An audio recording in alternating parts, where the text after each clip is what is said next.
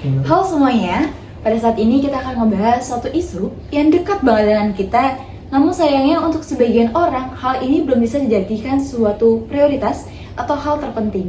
Nah, bersama dengan saya, Priscilia Angelica Afifa yang akan ngebahas tentang isu pendidikan atau upaya peningkatan pendidikan berkualitas di Indonesia.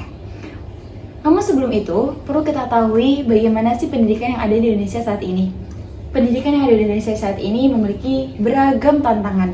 Tantangan mulai dari aksesnya, terus kesadaran terhadap pendidikan, atau bahkan fasilitas yang kurang memadai sampai ke tahap segi kualitasnya. Sebenarnya, pemerintah ini sudah memberikan upaya dalam penanganan pendidikan.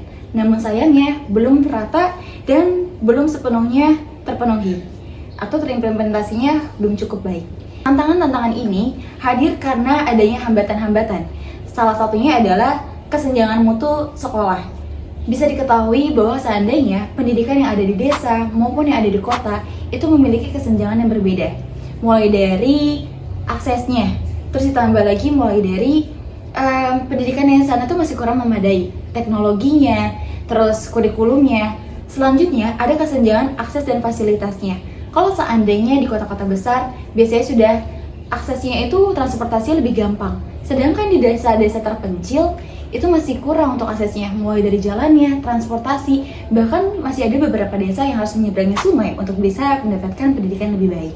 Dan selanjutnya adalah kesadaran pendidikan masyarakat yang rendah. Kebayang nggak sih, banyak perempuan yang dibilang, ngapain sih pendidikan tinggi-tinggi kalau seandainya ujung-ujungnya. Nah, ini adalah bentuk dari kesadaran yang rendah terhadap pendidikan. Banyak yang orang bilang kalau seandainya pendidikan itu nggak cukup penting, terutama pada saat ekonomi rendah. Banyak yang mereka lebih memilih untuk bekerja daripada untuk mementingkan ke pendidikan. Selanjutnya ada pengelolaan pendidikan yang belum optimal. Salah satunya adalah penggunaan dana yang digunakan dalam sekolah. Seharusnya bisa untuk memperbaiki fasilitasnya atau mungkin bikin kegiatan-kegiatan sekiranya untuk menunjang aktivitas dari si murid tersebut. Dan yang terakhir adalah penguatan karakter yang masih lemah. Nah, karakter yang masih lemah seperti banyak sekali kita yang fokus kepada akademis, nilai, ataupun yang sekiranya itu cuma untuk menumpang penilaian supaya lebih baik. Padahal di luar itu masih banyak banget yang perlu dipelajari, seperti tata krama, terus ada non-akademik, dan yang lainnya yang perlu banget dijadikan sebagai pembentukan karakter. Dari hambatan-hambatan tersebut, seharusnya ada upaya-upaya dalam penanganannya.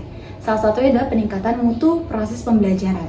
Peningkatan mutu ini bagaimana? Mulai dari kurikulum yang jelas, terus pendidikan yang mulai merata, bahkan kualitas dari gurunya sendiri untuk melatih profesional gurunya, supaya guru-guru tersebut bisa melatih dengan secara profesional melalui bekal-bekal yang telah disiapkan oleh pemerintahan. Selanjutnya, ada pemerataan akses fasilitas pendidikan. Kita tahu ya kalau seandainya di desa-desa terpencil, jangankan untuk teknologi, tapi untuk bangku serta mejanya sendiri atau ruangannya sendiri masih banyak yang masih rusak atau bahkan kurang memadai.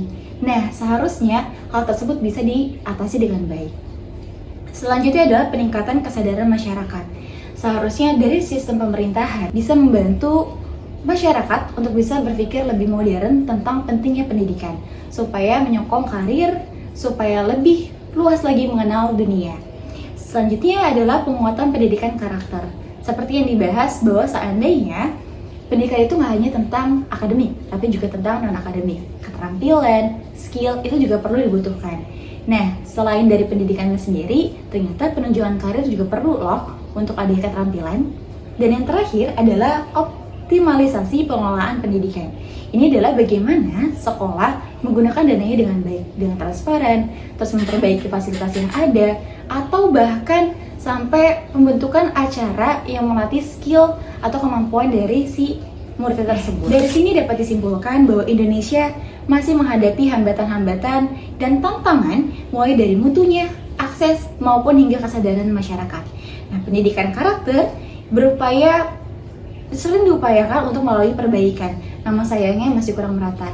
Dikarenakan masih kurangnya implementasi dari masyarakatnya sendiri, dari pemerintahan, atau kesadaran dari kita sendiri. Perlu kerjasama antara pemerintah, diri sendiri, serta lingkungan yang ada. Diperlukan sinergi antara pemerintah dan sekolahan untuk sistem berjalan dengan berkelanjutan. bangsa yang cerdas berasal dari pendidikan yang berkualitas. Penting banget untuk kita menjadi pelopor buat teman-teman kita atau lingkungan kita bahwa pendidikan itu penting. Mulai memberikan wawasan kepada mereka bahwa pentingnya pendidikan ini bukan hanya sekedar tahapan, tapi juga sebagai bentuk pembentukan diri untuk menjadi kualitas yang lebih baiknya. Dan sekian presentasi dari saya. Wassalamualaikum warahmatullahi wabarakatuh. Bye-bye.